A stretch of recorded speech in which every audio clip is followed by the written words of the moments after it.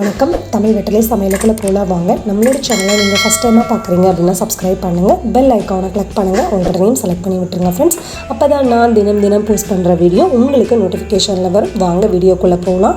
இன்றைக்கி நம்ம சென்னையில் சைதாப்பேட்டை ஸ்பெஷல் வடகறி பார்க்க போகிறோம். அது எப்படி பண்ணுறதுன்னு பார்க்கலாம். 100 கிராம் அளவு கடலைப்பருப்பு எடுத்து 4 மணி நேரம் ஊற வச்சுட்டு நல்லா கழுவி சுத்தம் பண்ணதுக்கப்புறமா தண்ணியை வடிச்சிட்டு மிக்ஸி ஜாரில் மாற்றிக்கலாம் நம்ம. அதுக்கப்புறம் கொஞ்சம் மல்லி இலை, கொஞ்சம் கருவேப்பிலை, 1/2 ஸ்பூன் அளவு சோம்பு, 2 கிராம்பு சேர்த்துக்கோங்க. அதுக்கப்புறம் ஒரு துண்டு அளவு இஞ்சியை பொடிசாக கட் பண்ணிட்டு உள்ளே சேர்த்தாச்சு. 4 காஞ்ச மிளகாய், தேவையான அளவு உப்பு சேர்த்துக்கோங்க. இப்போ இது எல்லாத்தையும் சேர்த்து நல்லா நம்ம கொரகொரன்னு அரைச்சி எடுத்துக்க போகிறோம். கொரகொரன்னு அரைச்சி எடுத்துகிட்டு வந்தாச்சு.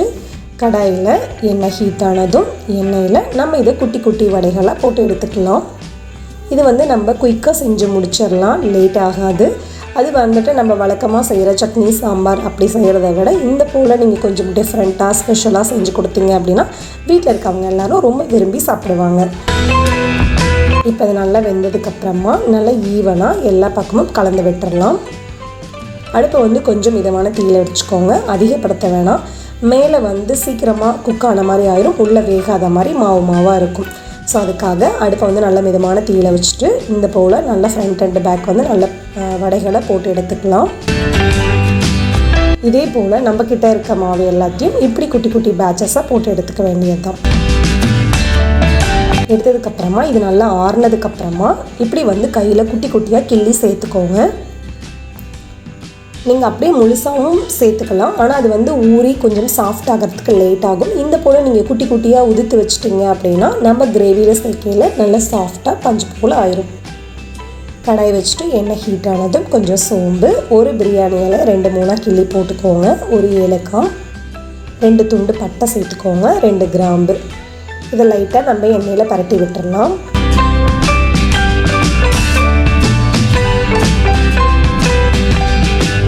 நல்லா பரட்டியாச்சு. ஒரு பெரிய வெங்காயம் நல்ல பொடிசாக கட் பண்ணிட்டு உள்ளே சேர்த்துக்கோங்க.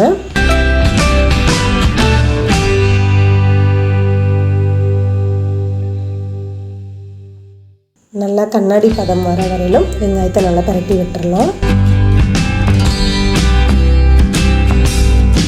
பரட்டினதுக்கப்புறமா 2 பச்சை மிளகாய், கொஞ்சம் கருவேப்பிலை, உங்கள் காரத்துக்கு தகுந்த மாதிரி நீங்கள் மிளகாய் கூட்டவோ குறைக்கவோ செய்துக்கலாம். நம்ம வடையிலையும் மிளகாய் போட்டிருக்கோம், ஸோ அதனால் பார்த்துட்டு மிளகாய் சேர்த்துக்கோங்க. இஞ்சி பூண்டு விழுது 1 ஸ்பூன் அளவு சேர்த்துக்கலாம். சேர்த்துட்டு இப்போ இது எல்லாத்தையும் நல்லா கலந்து விட்டுறலாம். இஞ்சி பூண்டோட பச்சை வாசனை போகிற வரையில் நல்லா கலந்து விட்டுறலாம். நம்ம நல்லா கலந்ததுக்கப்புறமா ஒரு தக்காளி மீடியம் சைஸை விட கொஞ்சம் பெருசு, அதையும் நல்லா கலந்து விட்டுடலாம். இது இட்லிக்கு தோசைக்கு தொட்டு சாப்பிட்றதுக்கு ரொம்ப சூப்பராக இருக்கும். இப்போ மல்லித்தூள் 1 ஸ்பூன், மஞ்சள் தூள் 1/4 ஸ்பூன், கரம் மசாலா 1/2 ஸ்பூன், தனி மிளகாத்தூள் 3/4 ஸ்பூன் அளவு சேர்த்துருக்கேன். ஸோ உங்கள் காரத்துக்கு தகுந்த மாதிரி நீங்கள் அதிகப்படுத்தவோ கம்மி பண்ணவோ செஞ்சுக்கலாம். இப்போ கொஞ்சம் தண்ணி சேர்த்துட்டு இந்த மசாலாவில் பச்சை வாசனை போகிற வரையில் கொஞ்சம் லைட்டாக கொதிக்க வச்சுக்கலாம். நம்ம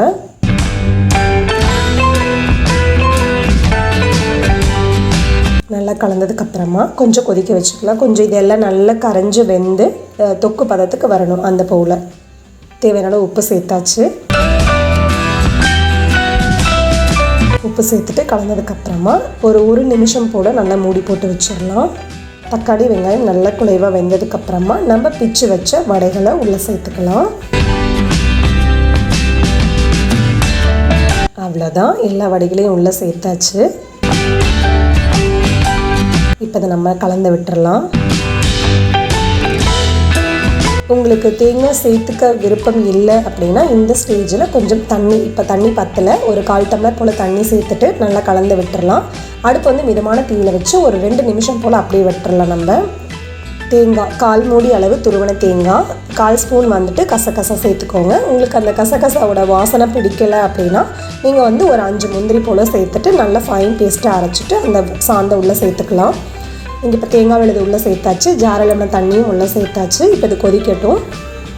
3 நிமிஷம் வரையிலும் நல்லா மிதமான தீயில வச்சு கொதிக்க வச்சுருங்க. தேங்காய் சேர்த்ததுக்கப்புறம் ரொம்ப நேரம் கொதிக்க வைக்க வேணாம். நம்மளோட வடகறி நல்ல ஸ்பாஞ்சியாக நல்லா சூப்பராக வந்துட்டு குலைவாக வந்து ரெடி ஆயிருச்சு. கொஞ்சம் வாசனைக்கு மல்லி இலை சேர்த்தாச்சு.